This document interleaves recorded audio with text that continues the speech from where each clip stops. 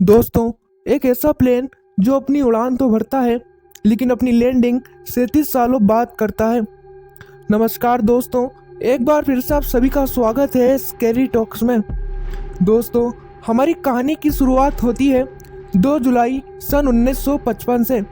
Douglas DC नाम का एक अमेरिकन चार्टर्ड प्लेन, जिसे की फ्लाइट 914 भी कहते थे, ये प्लेन न्यूयॉर्क से मियामी की तरफ अपनी उड़ान भरता है। न्यूयॉर्क से मियामी का सफ़र लगभग 4 घंटों का था। इस प्लेन में कुल 60 पैसेंजर और 6 क्रू मेंबर मौजूद थे। यह प्लेन अपनी मंजिल की तरफ बढ़ रहा था कि तभी अचानक यह प्लेन रडार से गायब हो जाता है और उसके बाद यह प्लेन कभी मियामी पहुंचता ही नहीं। इस प्लेन को ढूंढने के लिए काफ़ी खोजबीन की गई, लेकिन इस प्लेन का कोई अता पता नहीं था, जिसके बाद डॉगलस DC-4 को मिसिंग घोषित कर दिया जाता है और डॉगलस DC-4 की कहानी इतिहास के पन्नों में दफन हो जाती है। अब इस घटना को हुए लगभग 37 साल हो गए थे, लेकिन 21 मई 1992 को वेनेजुएला की कैपिटल काराकास के एयरपोर्ट पर कुछ ऐसा होता है जो कि सबको हैरान कर देता है। एयरपोर्ट के क्रू को आसमान में एक प्लेन दिखाई देता है और हैरान कर देने वाली बात तो ये थी कि वो प्लेन एयर ट्रैफिक कंट्रोल के रडार में दिखाई नहीं दे रहा था। उस वक्त वहाँ पर जुआन डेला कोर्ते नाम के एक ऑफिसर मौजूद थे। जब जुआन प्लेन के पायलट से प्लेन का नाम पूछते हैं तो पायलट बताता है कि मैं DC-4 में सवार हूँ और हमें मियामी एयरपोर्ट पर लैंडिंग करनी है। जुआन पायलट को बताता है कि ये मियामी नहीं बल्कि काराकास का एयरपोर्ट है, जो मियामी से लगभग 2200 किलोमीटर दूर था। जब पायलट को ये बात पता चलती है कि वो मियामी की जगह काराकास एयरपोर्ट पर है तो वो बहुत घबरा जाता है और काराकास एयरपोर्ट पर लैंडिंग की परमिशन मांगता है। अब जैसे ही उसे परमिशन मिलती है और DC-4 एयरपोर्ट पर लैंड करता है, पायलट बाहर का नज़ारा देखकर हैरान हो जाता है। बाहर का नज़ारा पायलट के लिए काफ़ी अजीब था, क्योंकि बाहर काफ़ी नए और मॉडर्न प्लेन खड़े थे। काफ़ी ऊंची ऊंची बिल्डिंगें थी। सब कुछ मॉडर्न और नया लग रहा था, जैसे मानो ये प्लेन फ्यूचर में आ गया हो। वहाँ के लोगों ने तो DC-4 नाम के प्लेन के बारे में कभी सुना भी नहीं था और ऐसा कोई प्लेन उनके एयरपोर्ट पर लैंड करेगा उन्होंने कभी सोचा भी नहीं था।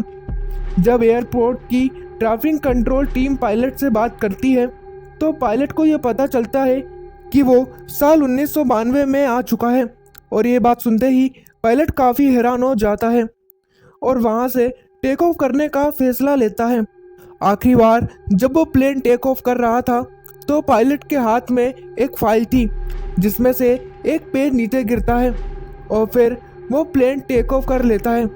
उसके बाद ये किसी को नहीं पता कि डॉगलस DC-4 कहाँ गया, ना ही तो ये प्लेन मियामी पहुंचा और ना ही इस प्लेन में मौजूद किसी पैसेंजर का पता चल पाया।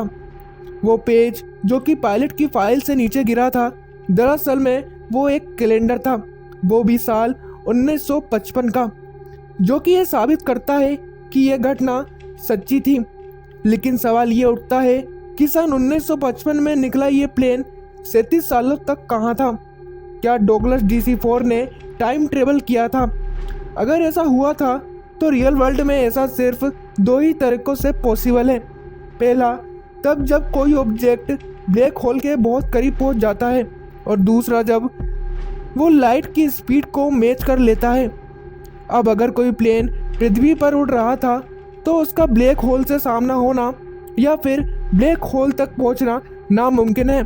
दूसरी तरफ डॉगलस DC-4 जो एक 4 इंजन प्लेन था, वो साल 1942 का मैन्युफैक्चर था और उसकी इतनी स्पीड ही नहीं थी कि वो लाइट की स्पीड को मैच कर सके। तो इन 2 बातों से ये साबित होता है कि इस प्लेन का टाइम ट्रेवल करना तो बिल्कुल भी पॉसिबल नहीं था। तो आखिरकार 1955 से टेक ऑफ करने वाला ये प्लेन 1992 में पहुंचा कैसे? दरअसल ये एक बहुत बड़ा हॉक्स था, यानी कि एक फेक न्यूज़। हाँ, ये बात सच थी कि सन 1947 से सन 1961 के बीच डॉगलस DC-4 नाम के 22 प्लेन पैन एम में शामिल थे, लेकिन फ्लाइट 914 नाम का कोई भी प्लेन एग्जिस्ट नहीं करता था और ना ही 2 जुलाई 1955 को कोई फ्लाइट न्यूयॉर्क से मियामी की तरफ गई थी। और अगर हम 1955 के सारे हवाई हादसों पर नज़र डालें तो हमें फ्लाइट 914 नाम का कोई भी एक्सीडेंट देखने को नहीं मिलता। यहाँ तक कि एविएशन की हिस्ट्री में इस नाम का कोई भी इंसिडेंट हुआ ही नहीं।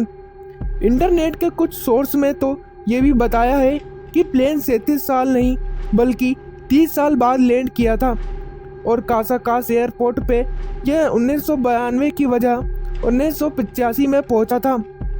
लेकिन आखिरकार इस पूरी फेक न्यूज़ का रियल ओरिजिन कहाँ से हुआ था? दरअसल इसका ओरिजिन हुआ था मई 1985 में वीकली वर्ल्ड न्यूज़ में पब्लिश इस आर्टिकल के जरिए। ये अमेरिकन की एक न्यूज़पेपर एजेंसी है जो कि 1989 से 2007 के बीच एक्टिव थी और मोस्टली फिक्शनल स्टोरीज को पब्लिश किया करती थी। इस न्यूज़पेपर में एक ऐसी भी स्टोरी बताई गई थी जहां पर कुछ साइंटिस्ट माउंटेन के एरिया में घूमने जाते हैं और उन्हें वहां पर आसमान में एक यूएफओ उड़ता हुआ दिखाई देता है जिसमें से डिफरेंट तरह की लाइट्स आ रही थी। वो यूएफओ साइंटिस्ट को किडनैप कर लेता है और फिर वो साइंटिस्ट कुछ समय बाद नेपाल में मिलते हैं, जबकि आज तक ऐसा कुछ हुआ ही नहीं।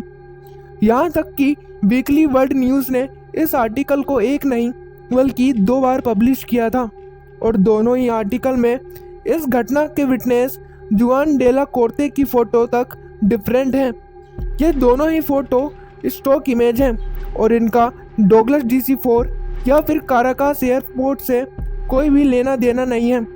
वैसे अगर देखें तो वीकली वर्ल्ड न्यूज़ ने एकमात्र यही अफवाह नहीं फैलाई थी बल्कि साल 1992 में उन्होंने एक ऐसा आर्टिकल पब्लिश किया था जिसके अनुसार वैज्ञानिकों को बेस्ट वैज्ञानिक के केव में एक बेड बॉय मिला था। उनके अनुसार ये एक ऐसा क्रिएचर था जिसकी आधी बॉडी इंसान की थी और आधी बॉडी बेड की। यहाँ तक कि कुछ आर्टिकल में ये तक कहा गया कि अमेरिका के एक पॉलिटिशियन हिलेरी क्लिंटन ने इसे एडॉप्ट कर लिया है। इस पूरी स्टोरी का कंक्लूजन ये है कि अगर आप कोई भी न्यूज़ यूट्यूब या फिर किसी दूसरे सोशल मीडिया प्लेटफॉर्म पर देख रहे हो तो उसे डबल चेक जरूर कर लो। क्या पता जिसे आप एक सच्ची घटना समझ रहे हो वो मात्र एक मनगढ़ंत कहानी है या फिर एक ऐसी फिक्शनल स्टोरी जिसे सिर्फ लोगों को अट्रैक्ट करने के लिए बनाया गया है। तो दोस्तों आज की वीडियो में बस इतना ही। अगर वीडियो अच्छा लगा हो तो वीडियो को लाइक और चैनल को सब्सक्राइब करके बेल आइकन पर क्लिक कर देना ताकि हमारी वीडियो आपके पास सबसे पहले पहुंच सके। मिलते हैं अगली वीडियो में, तब तक के लिए धन्यवाद।